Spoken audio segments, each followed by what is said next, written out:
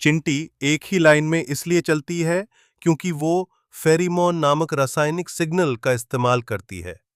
जब एक चिंटी भोजन ढूंढती है तो वो अपनी शरीर की विशेष ग्रंथियों जैसे वेंट्रल वेनम ग्लैंड, डुफूर की ग्रंथि से फेरिमोन नामक रसायन छोड़ती जाती है।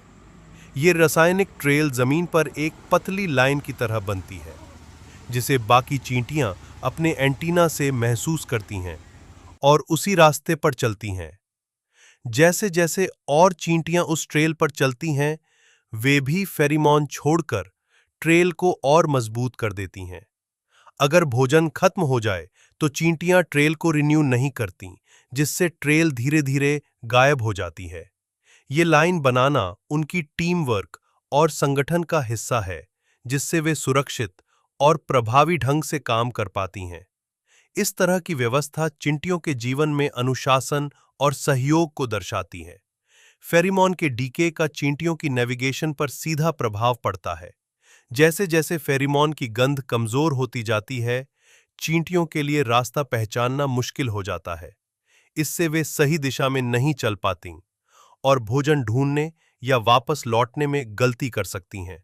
अगर फेरिमोन ट्रेल पूरी तरह से खत्म हो जाए तो चींटियां उस रास्ते को छोड़ देती हैं और नया रास्ता खोजने लगती हैं।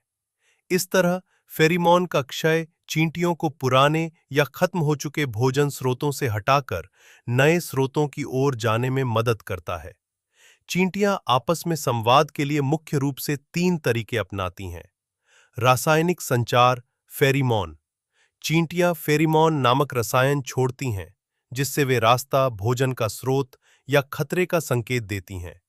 अन्य चींटियां अपनी एंटीना से इन रसायनों की गंध पहचानती हैं और उसी अनुसार प्रतिक्रिया देती हैं।